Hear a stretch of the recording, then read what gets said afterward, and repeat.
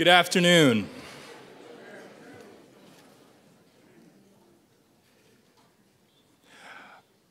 For those of you who weren't here this morning, my name is Jim Johnson. I'm a member of the board of the Brennan Center and for 7 years served as its chair.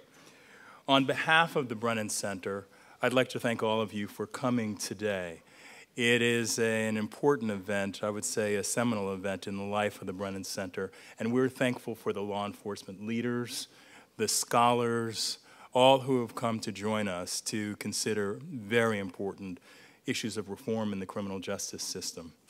I'd like to thank in particular, and those of you who don't have it should get it, the authors of the Federal Prosecution for the 21st Century Report, L.B. Eisen, and Inamai Chediar and Nicole Fortier. They have put in a tremendous amount of work, not only to make this day possible, but they did the research, formed the alliances that made this report, I think, such a significant contribution that it is.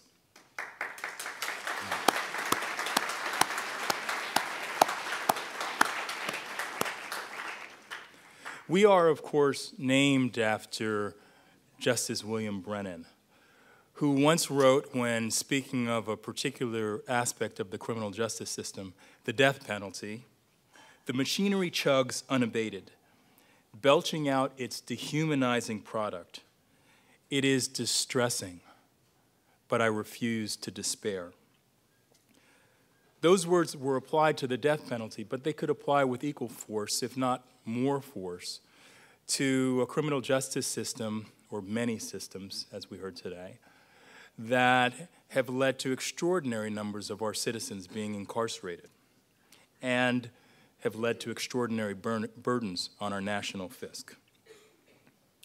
I believe that Justice Brennan would be proud to see that the center that bears his name continues on in his spirit.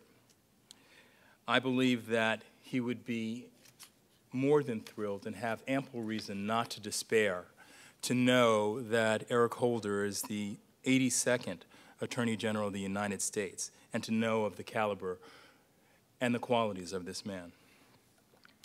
The Attorney General is a longtime friend of the Brennan Center for Justice, long before he became Attorney General.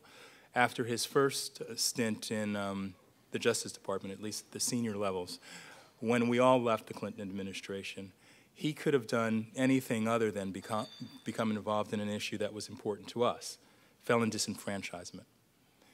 But Eric didn't step back. Instead, he provided us with guidance. He provided us with support. He provided us with a vision, at least, of a way forward that could help us square the circle and try to draw the politics out of an important criminal justice, well, actually an important issue for democracy. He joined with other former law enforcement officials of both parties to support our position that taking away the right of former felons to vote does not serve any law enforcement purpose. And in fact, it could actually increase the chances of recidivism.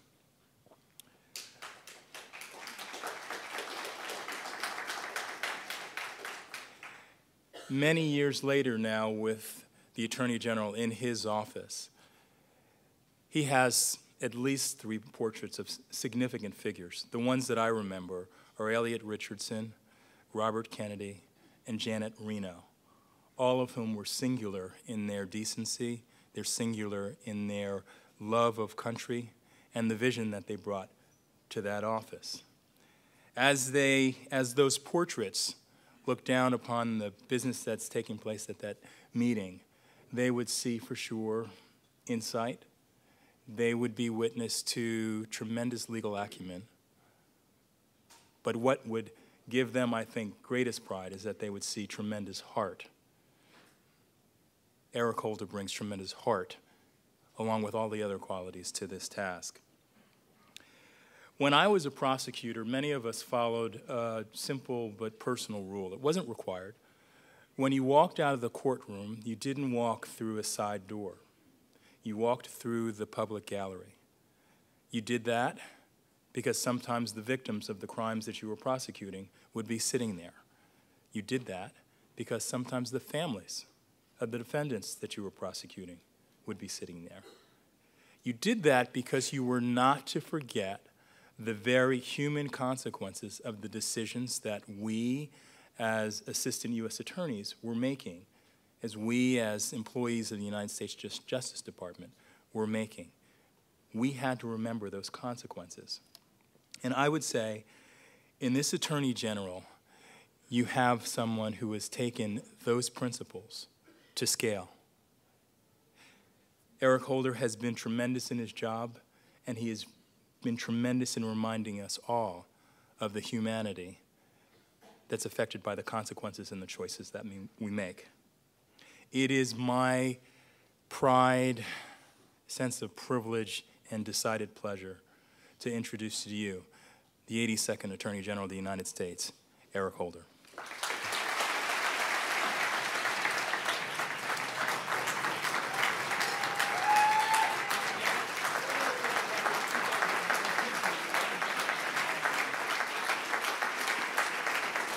Thank you.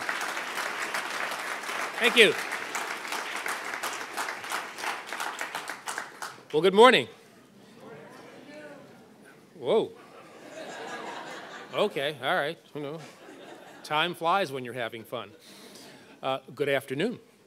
And thank you, Jim, for those kind words, for your friendship over the years, over the many years that we've known one another. And I was a little worried about what he could say in terms of his introduction. Jim has known me in a whole bunch of ways over the years, and he's loaded with a lot of really good ammunition that he could have used. So thank you for staying on script. He's been a friend for a good number of years. We served together in the Clinton administration. I want to thank him for his leadership, along with Doug Jones, another refugee from the Clinton administration who serves as the co-chair of the Brennan Center's Blue Ribbon panel. I also want to take a special privilege just to say thank you to Congressman Jerry Nadler, who I saw earlier. There he is.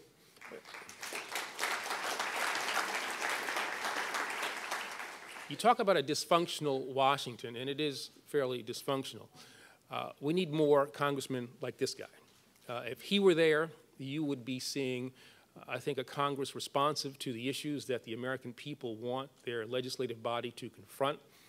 He's a man of integrity. He's been a great supporter of the causes, I think, that we all believe in, and it's a pleasure to have you here today, Congressman Nadler. I'd also like to thank the Brennan Center's distinguished president, my good friend Michael Waldman, and your entire staff, particularly the Justice Program, for bringing us together today. It is an honor for me to take part in this important conference. It's a privilege to be back at NYU Law School for the second time in as many weeks. And somebody's going to have to write me a note that I can take up to Columbia and explain why I'm here. They're going to reject my or revoke my alumni privileges up there. But it's also a great pleasure to be back here in the city that I call home, New York City. For nearly 2 decades, the Brennan Center has provided really indispensable leadership on issues ranging from campaign finance and voting rights to national security and equal justice. You have offered rigorous research and really expert guidance to policymakers at every level of government. And with this conference and the report that you are unveiling today, you're taking yet another step to advance our efforts to address some of our nation's most critical challenges, few of which are more complex or more urgent than the need to strengthen America's criminal justice system and to reduce our over-reliance on incarceration. Now, as you know, we gather this afternoon just over a year after the launch of the Justice Department's Smart on Crime initiative. This was a series of important changes and what I would consider common sense reforms that I set in motion last August. Now, already these changes are fundamentally shifting our response to certain crime challenges, particularly low-level, nonviolent drug offenses. And this initiative is predicated on the notion that our work as prosecutors must be informed and our criminal justice system continually improved by the most effective and efficient strategies that are available. After all, as I've often said, the United States will never will never be able to prosecute or incarcerate its way to becoming a safer nation. We must never, and we will never, stop being vigilant against crime and the conditions and the choices that breed it. But for far too long, under well-intentioned policies designed to be tough on criminals, our system has perpetuated a destructive cycle of poverty, of criminality, and of incarceration that has trapped countless people and weakened entire communities, particularly communities of color. Now, in recent decades, the effects of these policies and the impact of the truth in sentencing mindset have really been dramatic. Although the United States comprises just 5% of the world's population, we incarcerate almost a quarter of the world's prisoners. The entire United States population has increased by about a third since 1980, but the federal prison population has grown by almost 800% over the same period. Spending on corrections, incarceration, and law enforcement has exploded, consuming $260 billion per year nationwide. And the Bureau of Prisons currently commands about a third of the United States Justice Department's overall budget. Perhaps most troubling is the fact that this astonishing rise in incarceration and the escalating costs it has imposed on our country in terms both economic and human have not measurably benefited our society. I think we can all be proud of the progress that's been made at reducing the crime rate over the past 2 decades, thanks to the tireless work of prosecutors and the bravery of law enforcement officials across America. But statistics have shown, and all of us have seen, that high incarceration rates and longer than necessary prison terms have not played a significant role in materially improving public safety, reducing crime, or strengthening communities. In fact, the opposite is often true. 2 weeks ago, the Washington Post reported that new analysis of crime data and incarceration rates performed by the Pew Charitable Trust and covering the period from 1994 to 2012 shows that states with the most significant drops in crime also saw reductions in their prison populations. States that took drastic steps to reduce their prison populations, in many cases by percentages well into the double digits, saw crime go down as well. And the one state, West Virginia, with the greatest increase in its incarceration rate, actually experienced an uptick in crime. Now, as the Post makes clear, and I quote, "To the extent that there is any trend here, it's actually that states incarcerating people have seen smaller decreases in crime." And this has been borne out at the national level as well. Since President Obama took office, both overall crime and overall incarceration have decreased by approximately 10%. This is the first time that these two critical markers have declined together in more than 40 years. Now, although we have a great deal of work to do, and although last year some states continued to record growth in their prison populations, this is a signal achievement. We know that over-incarceration crushes opportunity. We know that it prevents people and entire communities from getting on the right track. And we've seen that as more and more government leaders have gradually come to recognize that at a fundamental level, it challenges our commitment to the cause of justice. Well, fortunately, I can report today that we are finally moving in the right direction, at least at the federal level. Over the past year, the federal prison population declined by roughly 4,800 inmates. This is the first decrease that we have seen in many decades. Even more promising are new internal projections from the Bureau of Prisons, in a really dramatic reversal of prior reports, which showed that the prison population would continue to grow, becoming more and more costly, overcrowded, and ultimately unsafe. Taking into account our new policies and trends, our new projections anticipate that the number of federal inmates will fall by just over 2,000 in the next 12 months, and by almost 10,000 in the year after. Now, this is nothing less than historic. And to put these numbers in perspective, 10,000 inmates is the rough equivalent of the combined population of 6 federal prisons, each one of which was filled to capacity. Now, these projected decreases won't result in any prison closures because our Our system is operating at about 30% above capacity. But my hope is that we're witnessing the start of a trend that will only accelerate as our smart on crime changes take full effect. Now, clearly, criminal justice reform is an idea whose time has come. And thanks to a robust and growing national consensus, a consensus driven not by political ideology, but by the promising work that's underway and the efforts of leaders like Senators Patrick Leahy, Dick Durbin, Mike Lee, and Rand Paul, and Jerry Nadler. We are bringing about a paradigm shift and witnessing a historic sea change in the way our nation approaches these issues. Of course, for these changes to become permanent, we'll need to rely on the dedication and the leadership of federal prosecutors in Washington and on all 94 of our United States attorneys' offices. Now, we have some U.S. attorneys here with us today, so stand up. These are the folks.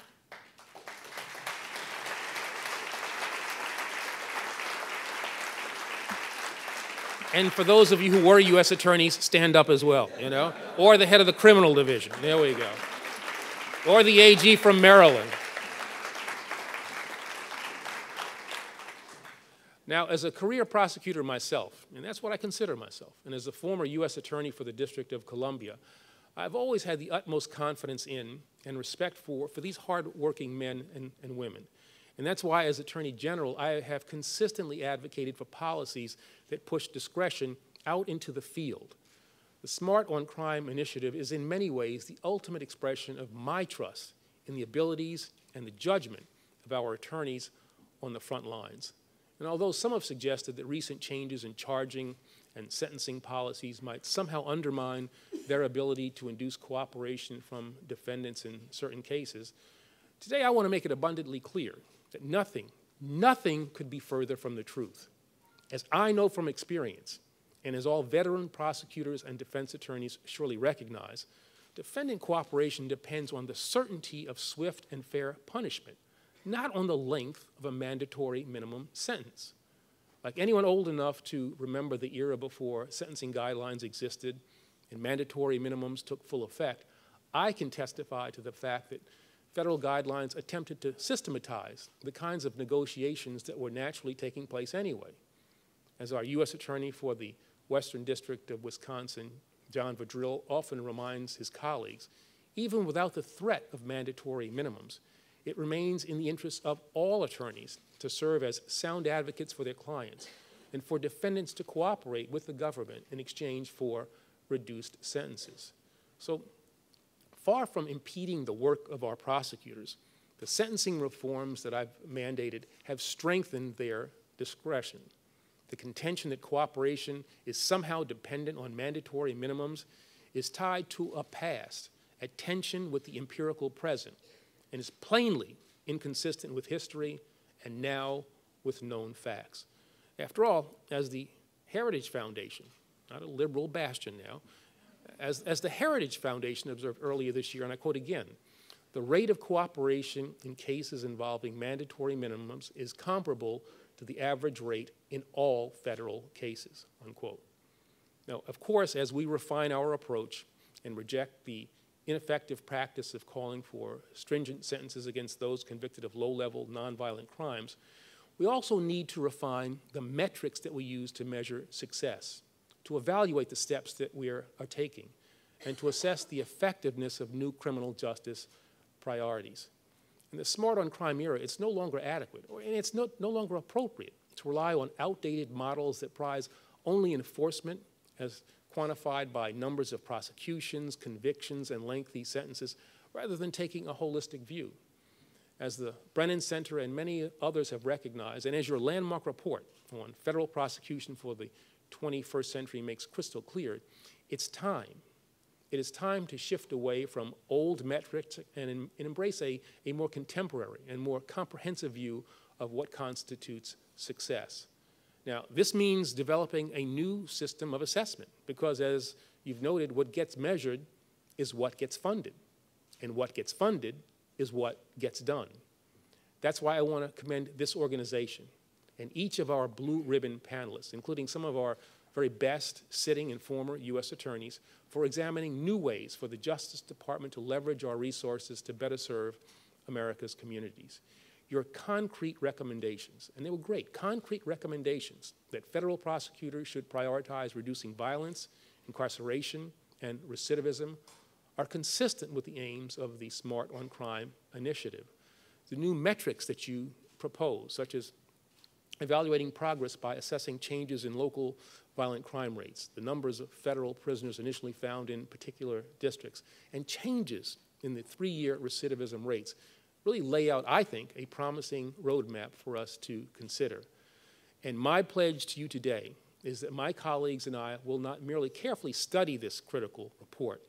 We will use it as a basis for discussion and as a vital resource to draw upon as we engage in a far-reaching process to develop and to codify new success measures with the aim of cementing recent shifts in law and policy.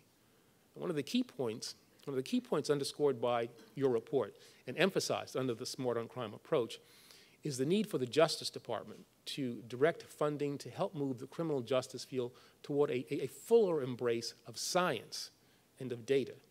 This is something that we, and especially our Office of Justice Programs and the Bureau of Justice Assistance, have taken very seriously throughout the Obama administration. And nowhere are these ideals more fully embodied or more promisingly realized than in our Justice Reinvestment Act and Second Chance Act programs.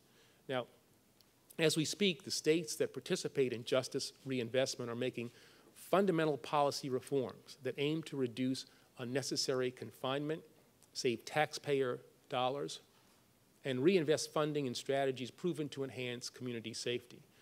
A report issued in January highlighted 17 states that are projected to save $4.6 billion over 10 years. Another study in June highlighted 7 states that have achieved substantial reductions in 3-year recidivism rates. And these successes are notable not only for their magnitude, but for the political consensus that drove them. Thanks to bipartisan support from Congress, funding for the Justice Reinvestment Initiative has more than quadrupled this year. Now, that on its own is an extraordinary indication of the power and the importance of this work. And this additional funding is allowing us to launch a new challenge grant program designed to incentivize states to take the next major step in their reform efforts. Today, I'm pleased to announce that 5 states, Delaware, Georgia, Louisiana, Ohio, and Oregon, will be receiving these grants, which can be used to expand pretrial reforms, to scale up swift and certain sanctions, to institute evidence-based parole practices, or a number of other options. I'm also pleased to announce that 5 states have been selected to receive new funding under the Second Chance Act to help reduce recidivism. Georgia, Illinois, Iowa, Minnesota, and Vermont will each be awarded $1 million to meet their recidivism reduction goals. And each will be eligible for an additional $2 million over the next 2 years if they do so. Now, in addition to these and other second chance awards, our Office of Juvenile Justice and Delinquency Prevention is providing $7 million in Second Chance Act funding to support reentry demonstration programs and other important efforts at the juvenile level. A further $1.8 million will support a new juvenile reentry legal assistance program through our partners at the Department of Housing and Urban Development. And we will soon be launching a broader partnership with HUD, a partnership rooted in the Pay for Success model championed here by the Brennan Center to focus on finding permanent supportive housing for those returning from incarceration. The Justice Department has transferred $5 billion to HUD for this program, which will announce the competition in the coming months. Now, together, these exciting efforts reaffirm our commitment to strengthening America's justice system at every level. They underscore our determination to help people get back on the right path. But they're really only the beginning, because beyond our Smart on Crime reforms and our emphasis on evidence-based practices, I believe the federal government has an even broader and more critical role to play in securing the fundamental promise of equal justice under law. Now, as we saw all too closely last month, as the eyes of the nation turned to events in Ferguson, Missouri, whenever discord, mistrust, and roiling tensions fester just under the surface, interactions between law enforcement and local residents can quickly escalate into confrontation, unrest, and even violence. These tensions simmer every day in far too many communities across the country. And it's incumbent upon all of America's law enforcement officers and leaders to work with the communities that they serve to diffuse these charged situations by forging close bonds, establishing deep trust, and fostering robust engagement. The situation in Ferguson has presented leaders across the nation, and criminal justice and civil rights leaders in particular, with a moment of decision, and a series of important questions that can no longer be avoided. Will we allow this time? Will we allow our time to be defined by division and discord? Or will we summon the resolve, the fortitude, and the vision to reassess and even to remake our system through cooperation, consensus, and compassion? Will we yet again turn a blind eye to the hard truths that Ferguson exposed, burying these tough realities until just another tragedy arises to set them off like a powder keg? Or will we finally accept this mandate for open and honest dialogue, reach for new and innovative solutions, and rise to the historic challenge and the critical opportunity that is now right before us? These questions are not rhetorical. And as we seek to address them, we must take into account the preconceived notions that certain people may bring to interactions with police, preconceptions that may be informed by generations of experience, by the totality of what it has meant to be a person of color in the United States. We must also consider corresponding notions that police may bring to interactions with certain communities and individuals. And we must never lose sight of the immense and unyielding difficulties inherent in the law enforcement profession, from the training they receive to the risks that these brave men and women incur every time they put on their uniforms, from the dangers they face and the split-second decisions they must often make, to the anguish of family members who awaken at night to the sound of a ringing telephone, hoping for the best, but fearing tragic news about a loved one out walking the beat. As the brother of a retired law enforcement officer, I understand well how challenging and how thankless their vital work can be. As our nation's Attorney General, I will always be proud and steadfast in my support for law enforcement personnel and their families who make tremendous and often unheralded sacrifices every single day to keep us safe. And as an African-American man who has been stopped and searched by police in situations where such action was not warranted, I also carry with me an understanding of the mistrust that some citizens harbor for those who wear the badge. So today, it's time to ask ourselves, as a nation, are we conducting policing in the 21st century in a manner that is as effective, as efficient, and as equitable, and as just as is possible? It's time to build on the outstanding leadership that so many local police are providing and the reform efforts that are underway in St. Louis County and elsewhere by making this work a focused national priority. Just last week, the Justice Department launched a substantial effort to do just that by establishing a national initiative for building community trust and justice to promote credibility, to enhance procedural justice, to reduce implicit bias, and to support racial reconciliation. Separately, President Obama has directed federal agencies to carefully review programs that may provide military equipment or funding for military equipment to local police, a process that remains ongoing. Now, through a range of other programs like the President's My Brother's Keeper initiative and the Department's regular interactions with exemplary law enforcement executives across the country, my colleagues and I are doing important work to resolve tensions and to promote mutual understanding, to bridge divides, and to spark constructive dialogue, and to ensure, above all else, that everyone who comes into contact with the police is treated fairly. This is important, and in some cases, it's life-changing work. But I believe that we need to take these efforts even further.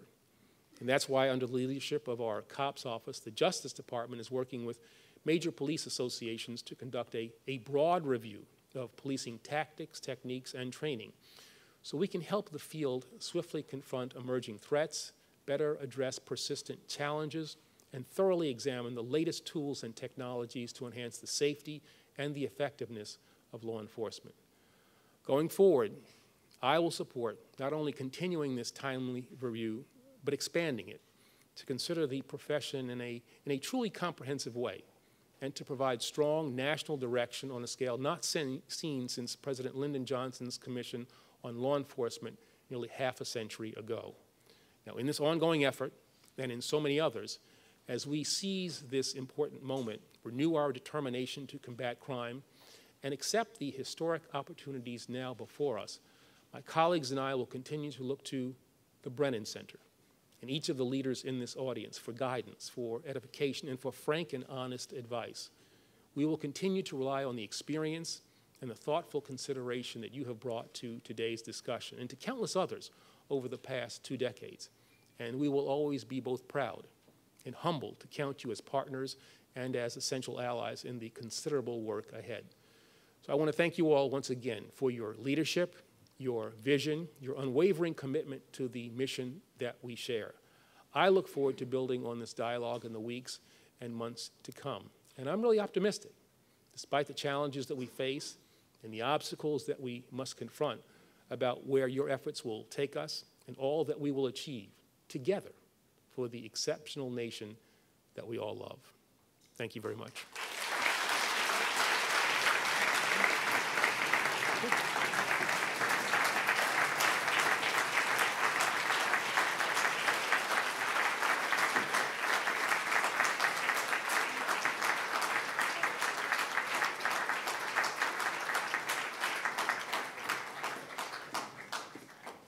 Where's my teleprompter going? We want to, first of all, again say thank you to the Attorney General for those remarks were inspiring, thought-provoking, and not only eloquent, but conducive to action by all of us. And we look forward to following that charge as we work forward and work with the Justice Department leadership and all of us across the country. Thank you again for being part of this. And now, after a few minutes break, we want to remind you that our final panel will be meeting across the way back in Greenberg Lounge. It's going to follow up on some of the things that the Attorney General talked about, how metrics and resources can help steer law enforcement decisions for good or for ill. And we'll be hearing from some of the country's top budget experts. And I will point out also that in terms of what gets measured, gets done, that to receive the CLE credit, we need you to make sure you sign out after the end of the third panel. So again, thank you very much for being here with us.